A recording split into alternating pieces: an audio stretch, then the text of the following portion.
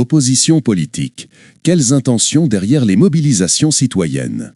Analyse des méthodes et des objectifs supposés de l'opposition dans le contexte actuel de contestation. Une jeunesse mobilisée. Mais pour quels objectifs? Les revendications autour de l'eau et de l'électricité, bien qu'importantes, semblent être utilisées comme levier pour attirer la jeunesse dans les rues.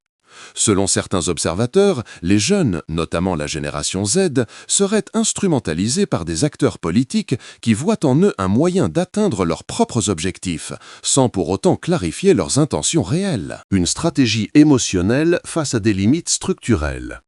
Consciente de ces limites en termes de mobilisation directe, l'opposition miserait sur l'émotion et l'indignation des jeunes pour créer un rapport de force. La destitution du président ou du gouvernement, sans base légale ou soutien parlementaire, serait perçue comme une tentative de coup d'État, difficile à justifier sur le plan national et international. Un jeu institutionnel complexe. Même en cas de départ du Premier ministre, la majorité parlementaire reste acquise au pouvoir en place. Et si le président venait à quitter ses fonctions, la Constitution prévoit que le président du Sénat, lui-même proche du régime, assure l'intérim.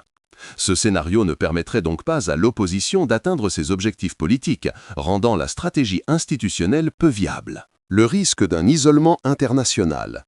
Un renversement non constitutionnel du pouvoir exposerait le pays à des sanctions de la part de la communauté internationale, des institutions financières comme le FMI ou la Banque mondiale et des investisseurs étrangers.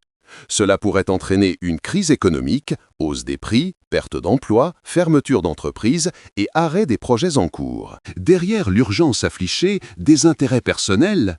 Certains analystes estiment que les motivations profondes de l'opposition ne relèvent pas d'une urgence sociale, mais plutôt d'une quête de pouvoir, de prestige et de ressources.